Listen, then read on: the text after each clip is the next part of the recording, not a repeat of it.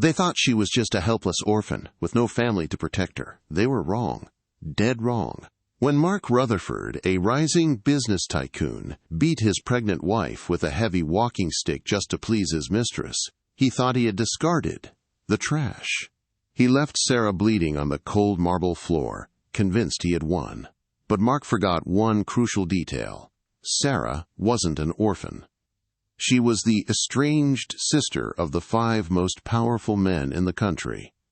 And when the Sterling brothers found out what happened to their little sister, they didn't call the police. They declared war. This is the story of a husband who dug his own grave, and the 5 billionaires who buried him in it. The rain hammered against the windows of the sprawling Blackwood Manor, a sound that usually comforted Sarah Rutherford. But tonight, at 7 months pregnant, the storm outside felt like a warning. Sarah adjusted her coat, trying to shield her swollen belly from the cold draft as she entered the foyer. She wasn't supposed to be home. She was supposed to be at a prenatal yoga retreat in Vermont, a trip her husband Mark had insisted she take for her health, but a sudden bout of preeclampsia had forced her to drive back early, desperate for the comfort of her own bed and her husband's reassurance. She had married Mark Rutherford 3 years ago. He was charming, ambitious, and the owner of Rutherford Logistics, a mid-sized shipping company in Seattle. To the outside world, Sarah was a nobody, a quiet, shy librarian he had swept off her feet. She had never told him about her past. She had never told him that her maiden name, Sterling, carried more weight in the global economy than some small countries. She wanted to be loved for herself, not her brother's empire. That silence was about to cost her everything. As she stepped onto the plush Persian rug in the hallway, she heard it. Laughter. The clinking of crystal glasses. "She's actually gone?" a woman's voice purred. It was Jessica Vane, Mark's personal assistant, a woman Sarah had invited to dinner countless times, a woman she thought was a friend. "Gone for the whole weekend," Mark's voice boomed, slurred with expensive scotch. "God, Jess, you have no idea how suffocating it is. She's like a whale now. Walking around waddling, complaining about her back. It's repulsive." Sarah froze. Her hand went to her stomach, her heart shattering in her chest. "But the baby?" Jessica asked, though her tone lacked concern. "An heir. That's all it is," Mark scoffed. "Once the kid is born, I'll file for custody. I've already got the lawyers drafting papers to prove she's mentally unstable. Postpartum depression is an easy card to play. We'll throw her in a facility, and the Rutherford money stays with us." Sarah couldn't breathe. The betrayal was so sharp, so physical, she actually gasped. The sound echoed in the high-ceilinged hall. The laughter in the living room stopped abruptly. Mark appeared in the doorway, a tumbler of scotch in one hand, his face flushed. When he saw Sarah standing there, dripping wet, clutching her belly, his expression didn't shift to guilt. It shifted to rage. "You," he snarled, "you're supposed to be in Vermont." I came back," Sarah whispered, her voice trembling. "Mark, how could you?" Jessica stepped out behind him, wearing Sarah's silk robe. She smirked, leaning against the doorframe. "Well, this is awkward. I told you she was like a bad penny, Mark." "Get out," Mark commanded, pointing at the front door. "This is my home," Sarah cried, stepping forward. "That is my child. I'm filing for divorce, Mark. You won't see a dime. You won't see this baby." It was the wrong thing to say to a man whose business was failing and who was desperate for control. Mark's face turned a violent shade of purple. He set his glass down on the console table and grabbed an antique ebony walking stick from the umbrella stand, a heavy, silver-tipped cane that had belonged to his grandfather. "You don't threaten me, you useless cow," Mark hissed. He swung. The first blow struck Sarah on the shoulder, sending a shockwave of pain down her arm. She screamed, twisting her body to protect her stomach. "Mark, stop! The baby!" she shrieked. He didn't stop. The stick came down again, harder, striking her thigh. Sarah collapsed to the marble floor, curling into a fetal ball. "Mark, that's enough," Jessica said, but she didn't move to stop him. She just watched, eyes wide with a mix of fear and excitement. "She wants to threaten my money? My reputation?" Mark roared. He kicked Sarah in the ribs. She groaned, the taste of copper filling her mouth. "You are nothing. You have no one. You think anyone cares about a pathetic librarian with no family?" He raised the stick high one last time and brought it down with sickening force across her back. Darkness swarmed the edges of Sarah's vision. Pain radiated through every nerve ending. She felt a warm dampness spreading between her legs, but it wasn't rain. "Mark!" Jessica's voice wavered. "She's bleeding," Mark panted, dropping the stick. He looked at Sarah's unmoving form, then at the blood staining the white marble. Panic flickered in his eyes, quickly replaced by cold calculation. "We leave," Mark said, grabbing his car keys. "We were never here. She fell down the stairs. That's the story. Let's go." "But shouldn't we call an ambulance?" "If she dies, she dies." Mark spat, dragging Jessica toward the garage. "It solves all my problems." The front door slammed. The engine of Mark's Porsche roared to life and faded into the storm. Silence returned to Blackwood Manor, broken only by the shallow, ragged breathing of a woman fighting to stay alive for the life inside her. Sarah couldn't move. Her body felt broken, but her mind was fiercely awake, screaming. One name, Ethan. She had left her phone in her purse near the door. It was only 5 feet away, but it felt like 5 miles. Dragging herself across the floor, inch by agonizing inch, she left a streak of red behind her. "Please, God, save my baby." Her trembling fingers found the cold metal of the phone. The screen was cracked, but it lit up. She didn't dial 911. She knew Mark had the local sheriff in his pocket. They played golf every Sunday. She needed something more powerful than the police. She dialed a number she hadn't called in 4 years. It was a private, encrypted line. It rang once. "Speak," a deep baritone voice answered. Cold, efficient, terrifying to his enemies, but the sound of salvation to Sarah. "Ethan," she rasped, her voice barely a whisper. "Help." "Sarah?" The tone shifted instantly. The ice cracked. "Sarah, where are you?" "Mark. The baby." Sarah coughed, darkness closing in. "He left me to die. He left me to die. Stay with me." Ethan Sterling's voice was now a roar of controlled panic. "I am tracking your phone. I'm sending the team. Sarah! Sarah!" The phone slipped from her hand. The last thing she saw was the lightning illuminating the family portrait hanging on the wall, a portrait of a lie. 20 minutes later, the doors of the quiet Seattle Grace Hospital ER blew open. But it wasn't an ambulance crew. It was a paramilitary extraction team wearing tactical gear with the insignia of Sterling Global Security. "We need a trauma team now," the lead officer shouted, carrying Sarah's limp body in his arms like she weighed nothing. "Obstetrics and trauma, move!"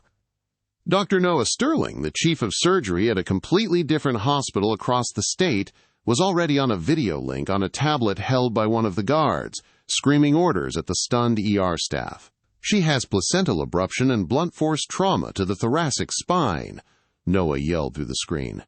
"Get her to OR1. I am landing on your roof in 10 minutes. If she dies, your hospital ceases to exist. Do you understand me?" The ER doctor, a young man named Dr. Evans, didn't ask questions. He saw the sheer terror in the eyes of the security team and the carnage on the woman's body. They ran. For 3 hours, it was chaos. While Sarah fought for her life on the operating table, the atmosphere outside the hospital began to change. It started with the black SUVs. 4 of them, armored, screeching to a halt at the main entrance. Then came the helicopter. A sleek, black, military-grade chopper landing on the helipad without waiting for clearance. The hospital administrator, Mr. Henderson, ran down to the lobby, sweating. "What is going on? Who are these people?" The automatic doors slid open, and the air in the lobby seemed to drop 10 degrees. 5 men walked in. They moved in a V formation. They wore bespoke Italian suits that cost more than the administrator's house. They didn't look like family members. They looked like a natural disaster in human form. Leading them was Ethan Sterling, 38, the CEO of Sterling Global, the man who owned half the tech infrastructure in the Western Hemisphere. He had a scar running through his left eyebrow and eyes that looked like dead circuitry. To his right, Julian Sterling, 36, the Shark, the most feared defense attorney in New York. He didn't just win cases. He destroyed the opposition's will to live. To his left, Liam Sterling, 34, the media mogul. He controlled the news feeds, the papers, the narratives. He could make a saint look like a sinner with one tweet. Bringing up the rear was Caleb Sterling, 28, the youngest, the wild card. He ran the construction and union side of the family empire. He was cracking his knuckles, his jaw set so hard a vein throbbed in his neck. And sprinting from the elevators, still in his surgical scrubs, was Noah Sterling, 35, wiping blood from his hands. The brothers converged in the center of the waiting room. The silence was deafening. "Status?" Ethan asked, his voice low and dangerous. Noah looked at his brothers, his face pale. "She's stable, barely. She lost a lot of blood. The baby—" Noah took a shaky breath. "We had to do an emergency C-section. It's a boy. He's in the NICU. He's critical, but he's a fighter." Caleb punched the concrete wall next to him. The plaster cracked. "Who did this?" Ethan turned to the head of his security detail. "Report, Mark Rutherford." "Husband. We pulled the security footage from the home server before he could delete it. We have audio and video. He beat her with a cane, sir. Left her for dead." Julian adjusted his cufflinks, his face devoid of emotion, which was far scarier than Caleb's rage. "Did the police pick him up?" "Not yet," the guard said. "He's currently at the Sapphire Lounge downtown, drinking with a woman named Jessica Vane." Ethan stared out the window at the rain. For a long moment, nobody spoke. When Ethan finally turned back to his brothers, his eyes were burning with a fire that could consume the world. "No police," Ethan said. "Agreed," Liam said, pulling out his phone. "I'll kill the story. No news outlets report this. As far as Mark knows, Sarah is a missing person." "I'll freeze his assets," Julian said calmly, "but not all at once. I want him to feel it crumble." "I want his legs," Caleb growled. "Let me go to the lounge." "No," Ethan commanded. "Pain is too good for him. He beat a Sterling. He tried to kill our heir." Ethan walked over to the window, looking toward the city skyline, where Mark Rutherford was currently celebrating his freedom. "We don't just want to hurt him," Ethan said. "We are going to dismantle his entire existence. We are going to let him think he's won. We will let him climb to the very top, and then, when he looks down, we will be the ones cutting the rope." "Operation Nemesis is in effect," Ethan declared. "Call the board. Wake up the shareholders. By tomorrow morning, the Sterling brothers are coming out of the shadows." 2 days passed before Sarah opened her eyes. The room didn't smell like a hospital. It smelled like lavender and expensive linen. She was in the presidential suite of the hospital, a wing funded entirely by the Sterling Family Trust. "Sarah?" She turned her head weakly. Ethan was sitting in a chair by her bed, reading a financial report. He looked tired, older than she remembered, but the moment he saw her eyes open, the ruthless CEO vanished. He was just her big brother. "Ethan," tears welled in her eyes. "The baby—" "He's okay," Ethan soothed, taking her hand. His grip was gentle, terrified of hurting her. "Noah is with him right now. He's small, Sarah, but he's strong. Just like you. Mark," she started to shake. He said I was trash. He said nobody would care." Ethan's jaw tightened. The temperature in the room seemed to drop. "Mark is a dead man walking," Ethan whispered. "He just doesn't know it yet." The door opened, and the other brothers filed in. Caleb rushed over and buried his face in the mattress near her hand, sobbing openly. "I'm sorry, Sarah. We should have checked on you. We shouldn't have let you leave." "I wanted to leave," Sarah whispered, stroking Caleb's hair. "I wanted a normal life. I didn't want the money. I just wanted to be loved." "And look what that got you," Julian said from the corner. He wasn't being cruel, he was stating a fact. You married a predator because he smelled vulnerability. He didn't love you, Sarah. He loved that you were quiet and submissive. "Julian, shut up," Liam warned. "No," Sarah said, her voice gaining a sudden steel edge. She tried to sit up, wincing at the pain in her ribs. "Julian is right." The brothers looked at her, surprised. Sarah looked at her bruised arms. She thought of her son, fighting for breath in an incubator, because of the man she had cooked for, cleaned for, and loved for 3 years. The love in her heart calcified, turning into something cold and hard. "I don't want to be the victim anymore," Sarah said, looking at Ethan. "He thinks I'm dead." "We haven't released any information," Liam nodded. "He's been telling people you ran off. He's playing the grieving, abandoned husband. He's already trying to claim your life insurance policy." Sarah let out a dry, bitter laugh. "He wants money? Let's give him money." Ethan raised an eyebrow. "Explain." "He always wanted to be a big shot," Sarah said, her eyes darkening. "He wanted to be on the cover of magazines. He wanted to be like you, Ethan. Build him up. Make him feel like a king. Give him the contracts, give him the fame. Let him marry Jessica." "And then?" Caleb asked. "And then?" Sarah looked at her brothers. "I want to walk into his life when he's at the very peak. I want to look him in the eye and watch his soul leave his body." A slow, terrifying smile spread across Julian's face. "The long con. I like it." Ethan stood up. He buttoned his jacket. "You rest, Sarah. Heal. Be a mother to your son. We will handle the rest." "One condition," Sarah said. "Anything." "I want to push the button," she said. "When it's time to destroy him, I want to be the one to do it." Ethan nodded solemnly. "Done." 6 months had passed since the storm at Blackwood Manor. In Seattle, Mark Rutherford was living a life he had previously only seen in movies. It was as if the universe had suddenly decided to apologize for his mediocre past and shower him with gold. His company, Rutherford Logistics, had secured a partnership with Apex Global, a massive, mysterious holding company based in Zurich. They had offered him a contract worth $200 million to oversee the shipping infrastructure for a new tech city being built in Nevada. Mark sat in his new corner office on the 40th floor of the Columbia Center.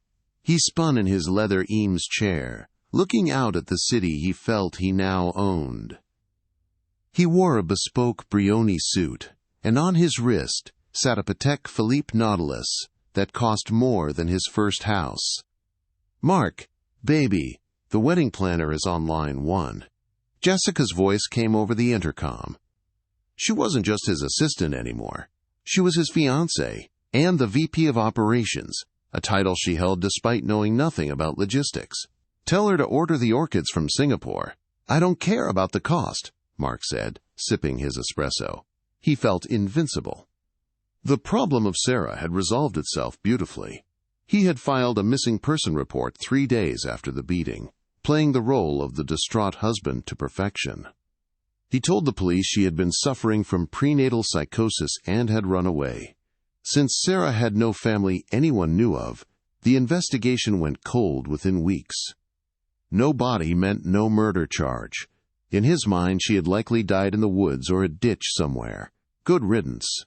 What Mark didn't know was that Apex Global didn't exist. It was a shell company created by Julian Sterling, Sarah's attorney brother. Every dollar Mark was earning was actually sterling money, fed to him on a hook.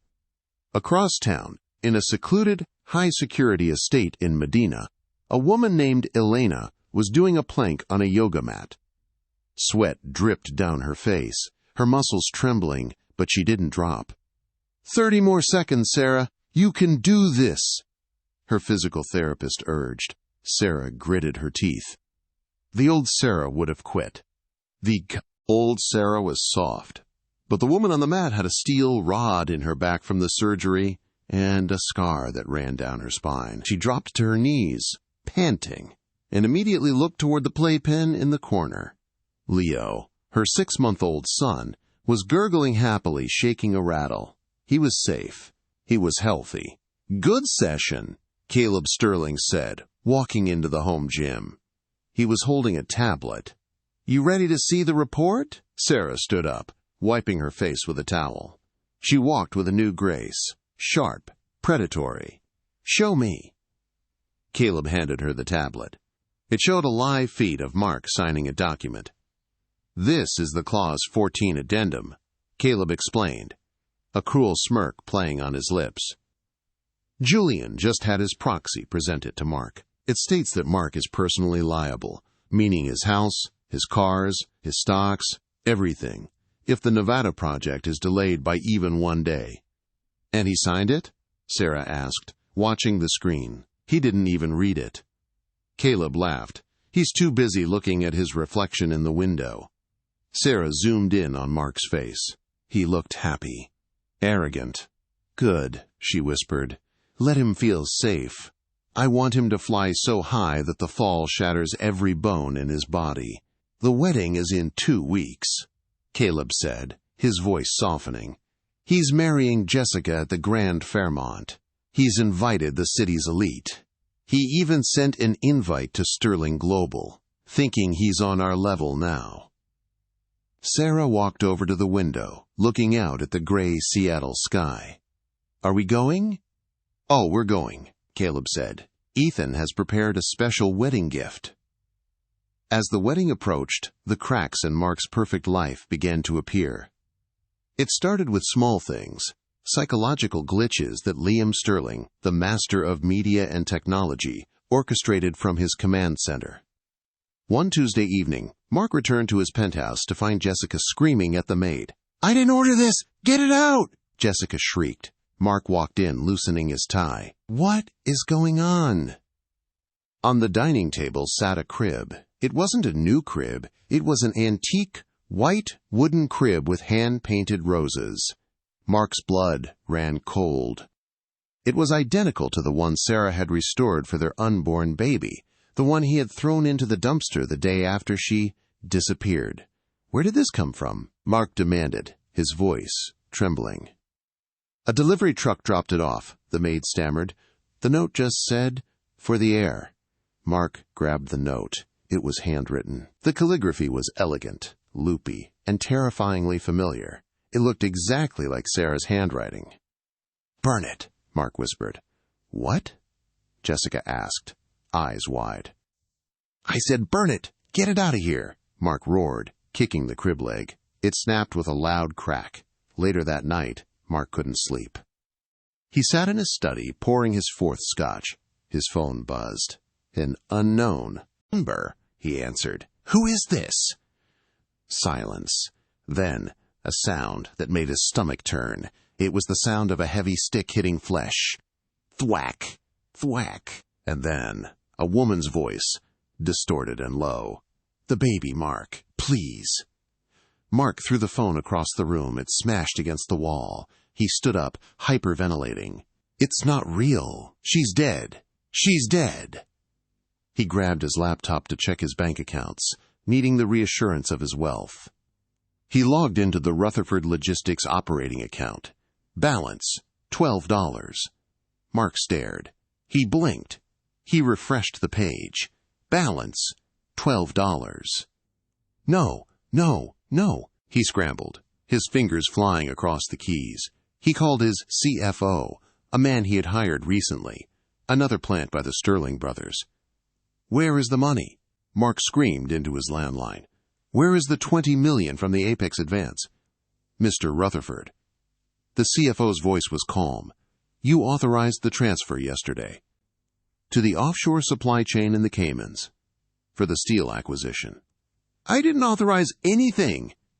"I have your digital signature right here, sir. And since the steel shipment is delayed due to the dock strikes in Panama, well, per your contract with Apex, penalties are kicking in automatically. They are draining the accounts to cover the liability." "Fix it!" Mark yelled. "I don't care what you do, fix it! I have a wedding in 3 days!" Desperate, Mark did exactly what Julian Sterling predicted he would do. He logged into the employee pension fund, the retirement savings of his 200 employees. There was $5 million sitting there. "Just a loan," Mark muttered to himself, sweat dripping onto the keyboard. "I'll pay it back next week when the next Apex check clears." He transferred the $5 million to his personal account. In a dark server room across the city, Liam Sterling watched the transaction happen in real time. A red alert flashed on his screen. "Wire fraud detected." "Got him," Liam said into his headset. "He just crossed the line from bankruptcy to federal prison. Save the log." "Should we call the FBI?" his technician asked. Liam smiled, a cold, predatory expression. "Not yet. Let him have his wedding first. I want him to be wearing a tuxedo when we destroy him." The Grand Fairmont Ballroom was a cathedral of glass and gold, suffocating in the scent of 5,000 imported white Ecuadorian roses. It was the kind of opulence that screamed, "New money." Mark Rutherford stood at the head of the aisle, adjusting the cuffs of his white Tom Ford tuxedo. To the untrained eye, he looked like a king surveying his kingdom. He was the CEO of Rutherford Logistics, the man who had just secured the $200 million Apex contract, the man of the hour. But beneath the bespoke wool of his jacket, Mark was sweating a cold, greasy sweat. His heart was hammering a frantic rhythm against his ribs. Only he knew that the foundation of this castle was made of sand. His bank accounts were frozen. The $20 million from the Apex advance had vanished into the ether of international banking penalties. To pay for the catering, the flowers, and the vintage Dom Perignon flowing like water, he had committed federal wire fraud just 48 hours ago, draining the company pension fund. "It doesn't matter," Mark told himself, forcing a smile as he waved to a senator in the front row. "Once I marry Jessica and seal the deal with the investors tonight, I'll replace the money. No one will ever know." Beside him, Jessica Vane looked every bit the trophy wife he had wanted. Her dress was a strapless Vera Wang custom, encrusted with pearls. Yet her hands were shaking. She, too, had felt the walls closing in, the strange phone calls, the baby crib appearing in their penthouse, the feeling of being watched. It had frayed her nerves. "Mark," she whispered through a clenched, camera-ready smile, "why are there so many empty seats at table 5? "Don't worry about it," Mark hissed back. "Just smile. We are the most powerful couple in Seattle tonight." The organist began to play the wedding march. The ceremony was a blur of hollow vows and flashing cameras. Mark slipped a diamond ring onto Jessica's finger, a ring paid for with the retirement savings of his warehouse workers. "I now pronounce you man and wife," the officiant announced. "You may kiss the bride." Mark kissed her, desperate for the applause, desperate for the validation that would drown out the panic in his head. The crowd cheered. It was done. He had won. Sarah was a distant memory, a loose end that had been tied off and buried. "Ladies and gentlemen," the master of ceremonies' voice boomed over the high-end sound system. "Please welcome for the very first time, Mr. and Mrs. Rutherford." The applause was thunderous. Mark raised his hands in victory, his ego swelling. He grabbed the microphone. "Thank you," Mark shouted, his charisma turned up to 11. "Tonight isn't just a wedding. It's a declaration. Rutherford Logistics is the future. And I want to thank our special guests." He scanned the room, looking for the people he needed to impress. And then he froze. The heavy oak double doors at the back of the ballroom didn't just open. They were thrown wide with a synchronized force that commanded silence. The air in the room seemed to drop 20 degrees. The chatter stopped. The clinking of silverware ceased. 5 men walked in. They didn't walk like guests. They walked like a natural disaster moving in slow motion. They were dressed in black, sharp-cut Italian suits that made Mark's tuxedo look like a costume rental. "Is that?" a woman near the front gasped. "That's Ethan Sterling," her husband whispered, his face draining of color. "And Julian. And Liam. My God, The whole family is here. Mark's stomach dropped, but then a surge of adrenaline hit him. He had sent an invitation to Sterling Global as a Hail Mary, a way to show off to his other guests. He never expected them to come. If the Sterlings were here, it meant he was truly one of them. It meant he was untouchable. Mark bounded down the stairs of the stage, leaving his new bride standing alone at the altar. He rushed down the aisle, arms wide, playing the part of the gracious host. "Ethan! Julian!" Mark beamed, his voice projecting to the silent room. "I am so honored. I didn't think you'd be able to make it." He reached out to shake Ethan Sterling's hand. Ethan didn't break stride. He stopped 2 feet from Mark, looking at the outstretched hand as if it were covered in filth. Ethan's eyes were terrifying, void of any emotion, cold as deep space. "We wouldn't miss it, Mark," Ethan said. His voice was smooth, baritone, and carried a weight that made Mark's knees tremble. "We love a good family reunion." "Family reunion?" Mark let out a nervous, high-pitched laugh, looking back at the confused guests. "I like that. We're all family in the business world, right?" "You'd be surprised," Julian Sterling said, stepping up beside his brother. He checked his Patek Philippe watch. "We're on a tight schedule, Mark. Is the bride enjoying herself?" "Oh, yes, Jessica." Mark waved her over. "Come meet the Sterling brothers." Jessica hurried down the stairs, her dress rustling.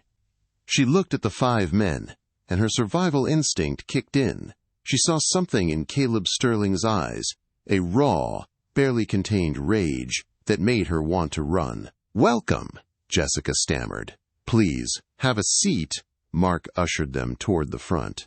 "We were just about to cut the cake." Actually, Liam Sterling spoke up. He wasn't looking at Mark. He was looking at the tech booth in the corner of the room. "We prepared a toast, a little digital gift." Mark's vanity took over. A gift? From the Sterlings? This was it. They were going to announce a partnership. "Oh, well, by all means." Mark gestured to the massive projection screen that descended from the ceiling behind the altar. "Let's see it!" The lights in the ballroom slammed to black. Mark stood in the center of the dance floor, a spotlight hitting him, feeling like the king of the world. Then the audio started. It wasn't music. It wasn't a speech. Thwack. The sound was wet, heavy, and sickeningly loud over the concert-grade speakers. It was the sound of wood hitting flesh. Thwack. Then came a scream. A woman's scream. High, ragged, and filled with agony. "Mark, please! The baby!" The crowd gasped as one. People covered their mouths. Mark's smile vanished. His blood turned to ice. The screen flickered to life. The footage was grainy, black and white, time-stamped 6 months ago. It was from the security camera in the hallway of Blackwood Manor, footage Mark thought he had deleted. On the screen, a man in a tuxedo shirt, Mark, unmistakable even in the grain, was wielding a heavy, silver-tipped walking stick. Beneath him, curled in a fetal position on the marble floor, was a pregnant woman. "You are nothing!" the Mark on the screen roared, his face twisted in a demonic snarl. "You have no one! You think anyone cares about a pathetic librarian?" Crack. He kicked her in the stomach. In the ballroom, a woman screamed in horror. A glass shattered on the floor. Mark stood paralyzed, watching his own crime play out in high definition. He saw himself strike Sarah. He saw Jessica standing in the doorway, watching, doing nothing. "Turn it off!" Mark screamed, his voice cracking. He lunged toward the DJ booth. "It's fake! It's AI! It's a deep fake! Turn it off!" Caleb Sterling stepped into his path. Caleb didn't say a word. He just shoved Mark. It was a casual, one-handed push, but it sent Mark flying backward onto the polished dance floor. He scrambled backward, crab-walking, dust smudging his pristine white suit. "You can't do this!" Mark yelled at the crowd, pointing at the screen. "That's not real. I never." The video cut to black. Silence swallowed the room. 500 people were staring at Mark with a mixture of horror and disgust. "You ask about family, Mark." Ethan Sterling's voice cut through the darkness. He held a microphone now. "You told your wife she had no one. You told her she was trash." Ethan walked into the center of the spotlight, looking down at the cowering groom. "You forgot to check the registry," Ethan whispered, but it boomed through the speakers. "And now, please welcome the only person in this room with any honor." The spotlight swung violently away from Mark. It hit the double doors at the back of the room, the same doors the brothers had entered. They swung open. Standing there was not a ghost. Standing there was a queen. It was Sarah.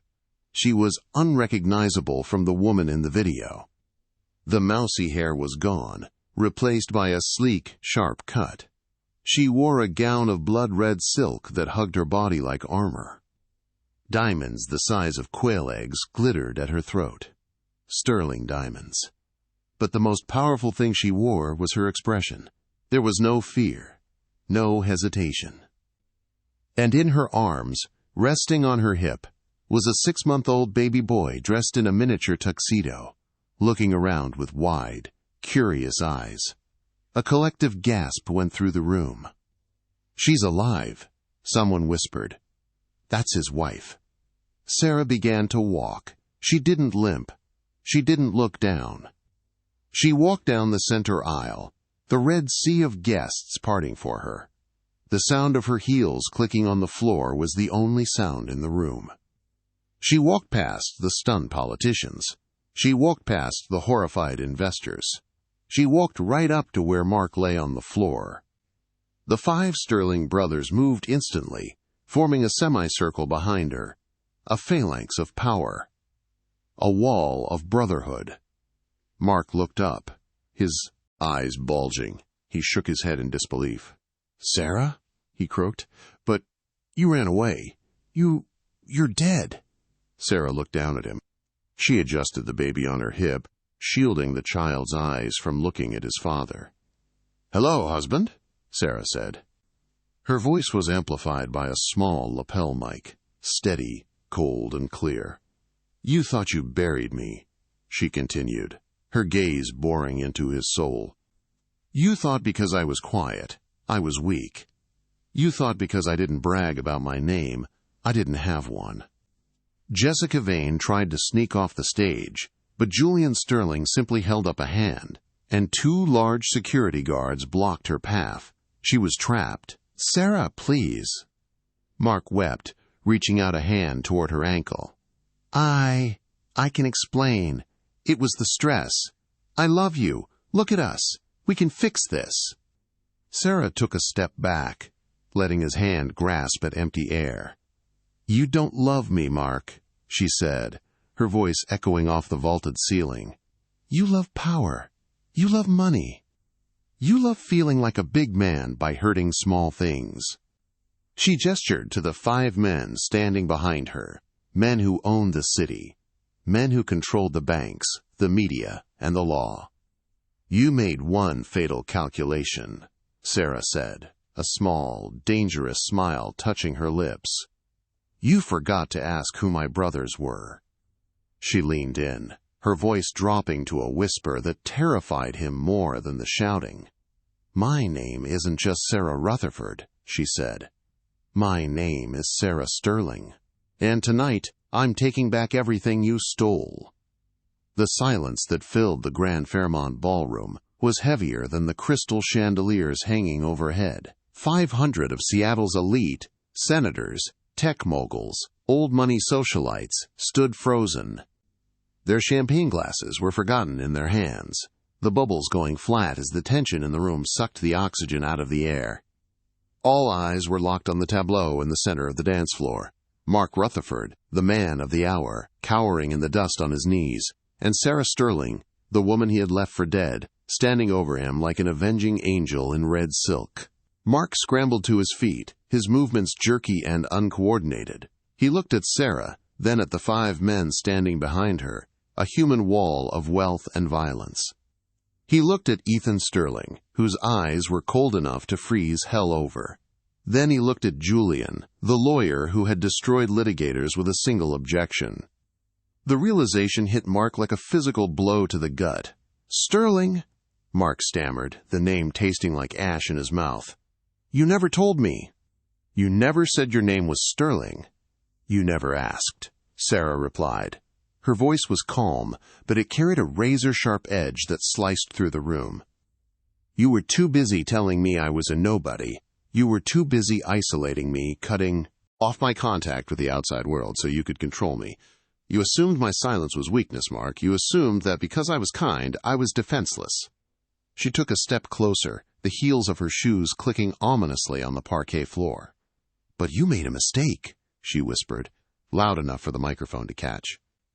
"You forgot that wolves travel in packs." On the stage, Jessica Vane, the bride, the mistress, the accomplice, saw the ship sinking and decided to jump. She ripped the veil from her hair, throwing it to the ground. "I didn't know," Jessica shrieked, her voice shrill and desperate as she looked out at the judging crowd. "He lied to me, too. He told me she was crazy. He told me she attacked him. I had no idea who she was." Sarah turned her gaze to Jessica. It wasn't a look of anger. It was a look of pity mixed with disgust. "Save it, Jessica," Sarah said. "We have the audio recordings from the house. We have the logs from the smart home system. You stood there and watched him beat a pregnant woman with a cane. You didn't call 911. You worried about the blood staining the Persian rug." Gasps erupted from the guests. The socialites recoiled from Jessica as if she were contagious. "That's a lie!" Jessica screamed, tears streaming down her face, ruining her makeup. "I'm a victim here!" "You're an accessory," Julian Sterling interjected. His voice was smooth, deep, and terrifyingly authoritative. He stepped forward, pulling a folded document from the breast pocket of his charcoal suit. "And unlike my sister, I don't believe in mercy." Julian opened the document. He didn't need a microphone. His courtroom voice projected to the back of the hall. "Mark Rutherford," Julian announced, "let's talk about your recent success. The contract with Apex Global? The $200 million deal that funded this wedding? The deal that made you feel like a king?" Mark's eyes darted around, sweat stinging them. "What about it? It's a valid contract. I signed it." Apex Global is a wholly owned subsidiary of Sterling Holdings. Julian smiled. It was the smile of a shark sensing blood in the water. "We created it 3 months ago, specifically for you. We gave you the money. We gave you the hope. We built you a golden ladder, Mark, just so we could watch you climb it." Mark's face went gray. You gave me the money?" "And then we took it away," Julian continued. "Remember Clause 14? The liability clause you didn't read because you were too busy buying Porsches? It states that if you miss a deadline, you are personally liable for the full amount plus damages." "I didn't miss a deadline," Mark protested. "You did." Liam Sterling, the tech mogul, spoke up. He tapped his phone, which was still connected to the massive projector screen.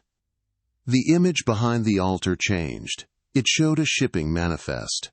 "Your steel shipment was delayed in Panama."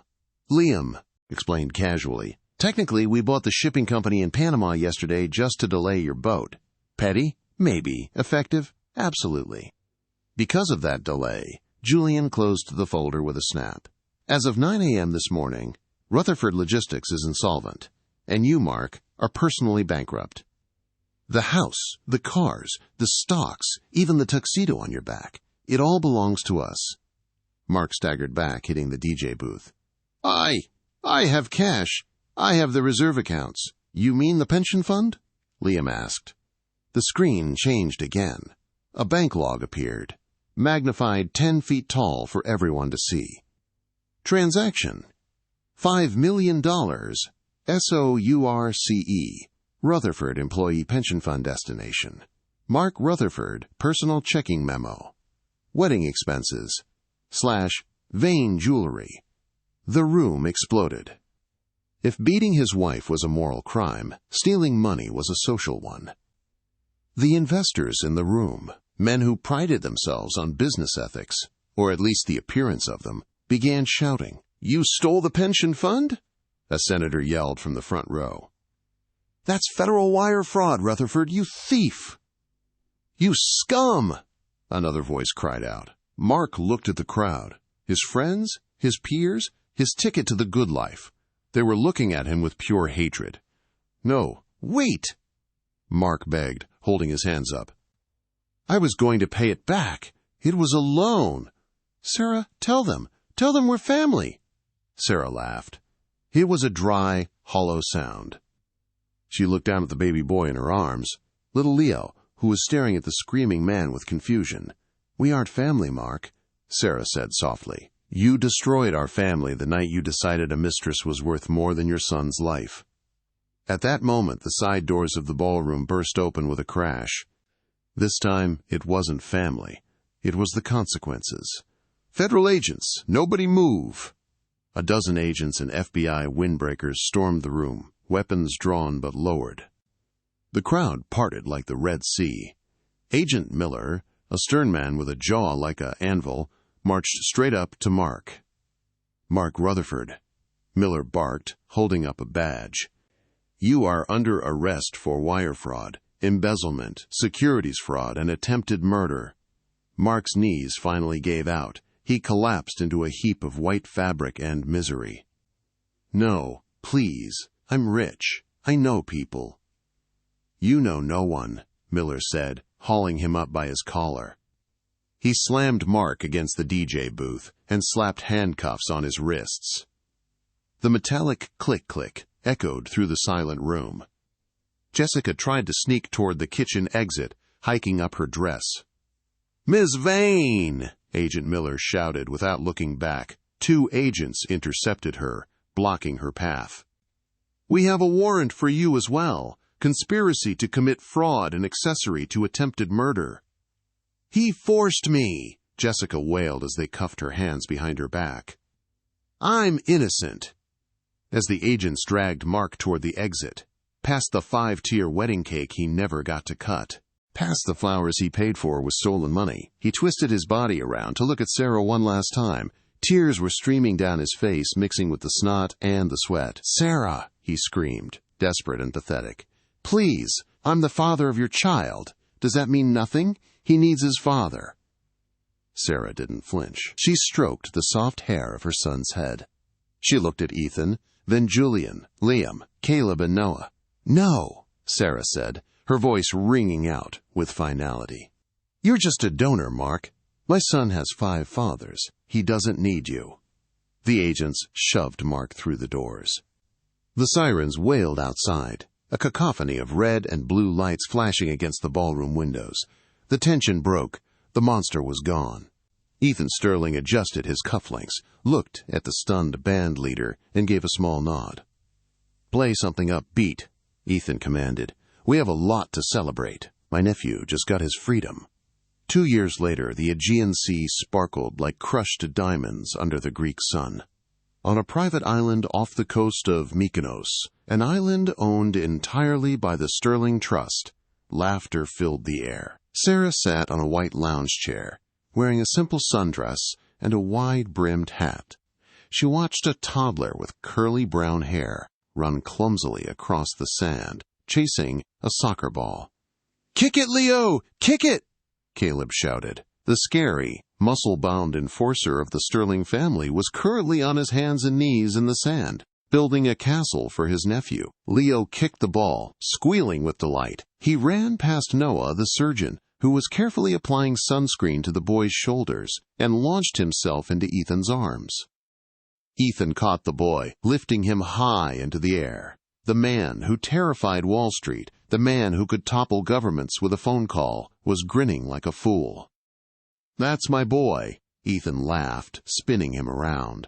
Sarah took a sip of her iced tea, feeling the warmth of the sun on her skin. Her back still ached sometimes when it rained, a reminder of the metal rod the surgeons had put in her spine, but the pain was a reminder of what she had survived. She was no longer the mousy librarian who apologized for existing. She was the director of the Sterling Foundation, a global initiative that provided safe houses, legal aid, and financial support for women escaping domestic violence. In the last 2 years, she had used her brother's billions to save over 5,000 women and children. "Penny for your thoughts?" Julian asked, sitting down next to her with a glass of wine. "I was just thinking," Sarah said, looking at the horizon, "about justice." "Mark's appeal was denied last week," Julian said quietly. "I didn't want to ruin the vacation, so I didn't mention it. But the judge upheld the sentence. 30 years. No parole." Sarah nodded. She didn't feel joy at the news, just a quiet sense of balance. Far away in the maximum security wing of the USP Florence AdMax Federal Prison in Colorado, inmate number 89,402 sat in a 7x12 concrete cell. Mark Rutherford had aged 20 years and 2. His hair was thinning, his skin gray from lack of sunlight. He sat on the edge of his cot, staring at the blank concrete wall. He had no friends inside. In prison, men who hurt women and children were at the bottom of the food chain. He spent 23 hours a day in solitary confinement for his own protection. Every night, when the lights went out, Mark replayed the video in his head. Not the video of the beating, but the video of the wedding. He replayed the moment Sarah walked in. He replayed the look on her face. He had held a diamond in his hand and treated it like a rock. And when he threw it away, he realized too late that it was the only thing that had given his life value. Back on the island, the sun began to set, painting the sky in hues of orange and purple. "Dinner time!" Noah called out. "Chef made Leo's favorite, spaghetti." Sarah stood up, brushing the sand from her dress. She walked toward her brothers, her army, her wall, her family. She picked up her son, kissing his chubby cheek. "Mama." Leo cooed, resting his head on her shoulder. "I've got you," Sarah whispered. "We're safe." She realized then that blood wasn't just about DNA. Blood was about who showed up when you were bleeding. It was about who stood in the rain to protect you. She wasn't a victim anymore. She was a sterling. And for the first time in her life, she was exactly where she belonged. This story is a powerful reminder that true strength isn't about how much money you have or how loud you can yell. It's about the bond of family and the resilience of the human spirit. Mark Rutherford thought he could discard people like trash, but he learned the ultimate lesson. When you hurt a woman protected by a pack of wolves, you don't just lose your reputation, you lose your life. Sarah's journey from a hospital bed to a private island proves that no matter how dark the storm is, the sun will always rise again for those who fight back. What would you have done if you were Sarah? Would you have been able to forgive him for the sake of the child, or was her revenge the only right answer? I want to hear your thoughts in the comments below. If you felt the satisfaction of justice in this story, please smash that like button. It really helps the channel grow. Share this video with a friend who needs a reminder that karma is real, and don't forget to subscribe and hit the bell so you never miss our next real-life drama story. Thanks for watching, and see you in the next video.